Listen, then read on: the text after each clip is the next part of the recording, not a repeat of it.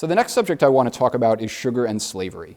You couldn't drink tea without sugar if you were an American or a Briton. And much of New England's economy was based on trade with the slave economy of the Caribbean, where sugar was grown.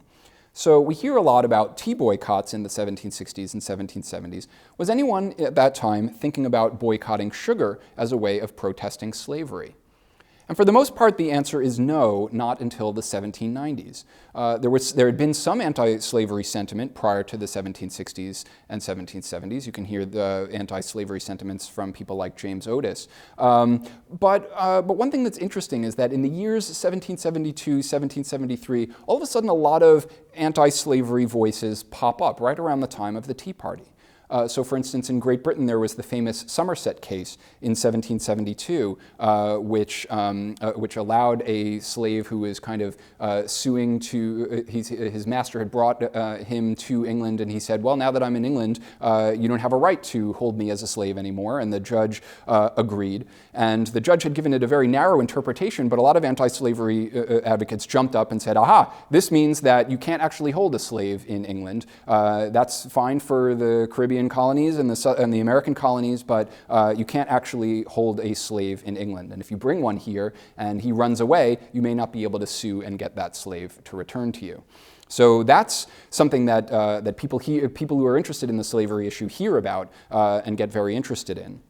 A man named James Swan, who we think was a participant in the Boston Tea Party, he wrote a pamphlet arguing against slavery in 1772. So it's interesting to think about him aboard these ships throwing tea into the harbor when he was also a staunch anti-slavery advocate as well. Harvard students discussed a ban on slavery, on the slave trade at commencement in 1773. The poet Phillis Wheatley became a transatlantic sensation in 1773, so all of a sudden people are reading the words of an African-American poet. A number of black petitioners approached the Massachusetts legislature and asked them to end slavery in 1773. The House of Representatives actually does so, but it's vetoed by the governor. In the aftermath of the Tea Party, the town of Medfield spoke out in favor of the Tea Party, and they spoke not just about Parliament and its violations of the Massachusetts Charter and their complaints against the tea tax, but they also spoke out against slavery. So there were some people in Massachusetts who kind of combined these critiques together. And finally, another connection between the issue of slavery and the Tea Party is that the owners of one of the tea ships, the Dartmouth, were the Roach family, R-O-T-C-H. 2 generations of Roaches were active opponents of slavery. This was a New Bedford family that was also part of Nantucket. They were Quakers. They purchased indentures in order to free slaves. They convinced many Quakers to give up slaving. They paid for lawsuits on behalf of slaves who were seeking their freedom. Some historians claim that the Prince Boston case in which the Roach family was involved in the early 1770s effectively ended slavery on the island of Nantucket, just as the Somerset case ended slavery on the British Isles. And one thing that we can ask ourselves is that why the Roach family mostly dealt in whale oil rather than sugar? Did they have some sort of moral component to the trading sectors that they were involved in? And it's interesting to kind of ask ourselves, in the search for freedom in a world of tea and sugar, was it the Roaches rather than the American patriots who really had the right idea?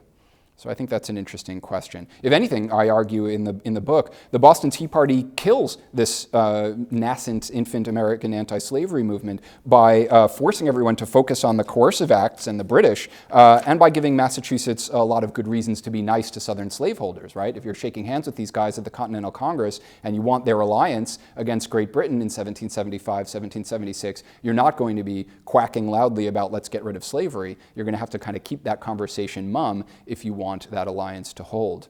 So now slavery is eliminated in Massachusetts during the American Revolution, but quietly. There's no big announcement. There's no day of jubilee for the freed slaves. And so, so Massachusetts has to kind of quietly do away with slavery, and there isn't some big moment that might have created some sort of moral sea change in the United States.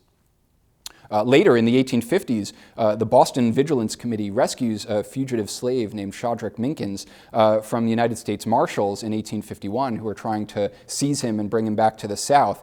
And after when this so this happens like on the Boston waterfront, right, the same area where the Boston Tea Party had happened. And the famous anti-slavery activist Theodore Parker calls it the most noble deed done in Boston since the destruction of the tea in 1773. So only much later in the 1850s are people thinking about the anti-slavery movement and the Tea Party in the same terms. But in 1773 initially, the Tea Party itself has little to say about slavery.